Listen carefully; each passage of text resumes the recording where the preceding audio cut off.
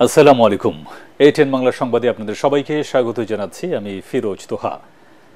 সাবেক সচিব এম নাসির উদ্দিনকে প্রধান নির্বাচন কমিশনার নিয়োগ দিয়েছেন রাষ্ট্রপতি। বাকি 4 নির্বাচন কমিশনার হলেন অবসরপ্রাপ্ত অতিরিক্ত সচিব মোহাম্মদ আনোয়ারুল ইসলাম সরকার, অবসরপ্রাপ্ত জেলা ও দায়রা জজ আব্দুর রহমান এল মাসুদ, অবসরপ্রাপ্ত যুগ্ম সচিব বেগম তাহমিদা আহমদ ও অবসরপ্রাপ্ত ব্রিগেডিয়ার জেনারেল আবুল ফজল মোহাম্মদ সানাউল্লাহ। নতুন নির্বাচন কমিশন গঠন করে প্রজ্ঞাপন জারি করেছে মন্ত্রিপরিষদ বিভাগ।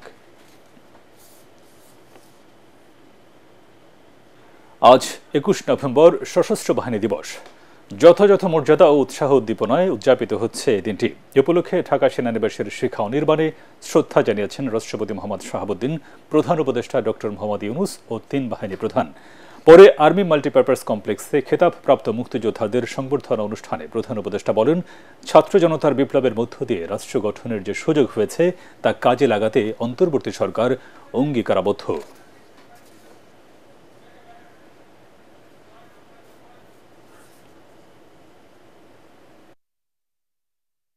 নতুন বাংলাদেশ গড়ার যে সুযোগ ছাত্র জনতার সাহস ও আত্মত্যাগের বিনিময়ে আমরা সম্প্রতি অর্জন করলাম, সেটাকে কাজে লাগিয়ে আমাদের সুন্দর ও সমৃদ্ধশালী ভবিষ্যৎ গড়তে হবে। ছাত্র জনতার কাছে আমরা প্রতিজ্ঞাবদ্ধ থাকতে চাই। যে সুযোগ তারা আমাদেরকে দিয়েছে তার মাধ্যমে আমাদের দেশকে পৃথিবীর সামনে একটি দৃষ্টান্ত স্থাপনকারী দেশে পরিণত করতে আমরা শপথ নিয়েছি। সশস্ত্র বাহিনীর সংবর্ধনা অনুষ্ঠানে যোগ দিয়েছেন বিএনপি চেয়ারপারসন বেগম খালেদা জিয়া। বৃহস্পতিবার বিকেলে গুলশানের বাসভবন ফিরোজা থেকে সেনাকুঞ্জের উদ্দেশ্যে রওনা দেন সাবেক এই প্রধানমন্ত্রী। মঙ্গলবার রাতে সেনাবাহিনীর ঊর্ধ্বতন 2 কর্মকর্তা গুলশানের বাসায় গিয়ে বেগম জিয়ার সাথে দেখা করে সশস্ত্র বাহিনী দিবসের সংবর্ধনা অনুষ্ঠানে যোগ দেওয়ার আমন্ত্রণ জানান। বিএনপির ভারপ্রাপ্ত চেয়ারম্যান তারেক রহমান, মহাসচিব মির্জা ফখরুল ইসলাম আলমগীর সহ দলের সিনিয়র 26 নেতাকেও অনুষ্ঠানে আমন্ত্রণ জানানো হয়েছে। 1.5 দশক আগে সবশেষ সেনাকুঞ্জের অনুষ্ঠানে অংশ নিয়েছিলেন বেগম খালেদা জিয়া।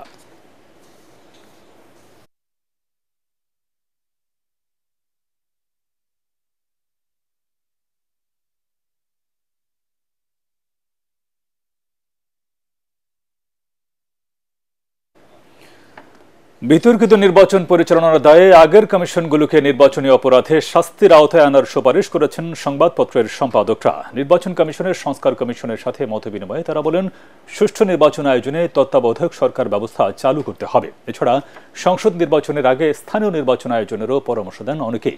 বিকেলে নির্বাচন পর্যবেক্ষকদের সাথে মতবিনিময় করবে সংস্কার কমিশন। বিএনপি মহাসচিব মির্জা ফখরুল ইসলাম আলমগীরের সঙ্গে বৈঠক করেছেন বাংলাদেশে নিযুক্ত ভুটানের রাষ্ট্রদূত রিন চেন কুয়েনসেল। বিএনপি চেয়ারপারসনের গুলশান কার্যালয়ে ঘণ্টাব্যাপী বৈঠকে উপস্থিত ছিলেন দলের স্থায়ী কমিটির সদস্য ও আন্তর্জাতিক বিষয়ক উপদেষ্টা আমির খসরু মাহমুদ চৌধুরী, আন্তর্জাতিক বিষয়ক কমিটির সদস্য শামা ওবায়েদ। পরে সংবাদ সম্মেলনে আমির খসরু জানান, ভুটান থেকে হাইড্রো ইলেকট্রিক পাওয়ার আমদানি ও দুদেশের মধ্যে অর্থনৈতিক এবং বাণিজ্যিক সম্পর্ক বাড়ানোর বিষয়ে আলোচনা হয়েছে। তিনি আরও জানান, সার্ককে কার্যকরভাবে এগিয়ে নিতে দুদেশ সমন্বিতভাবে কাজ করবে।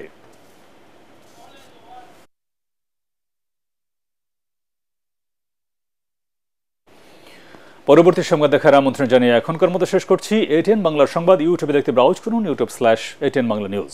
ধন্যবাদ সবাইকে।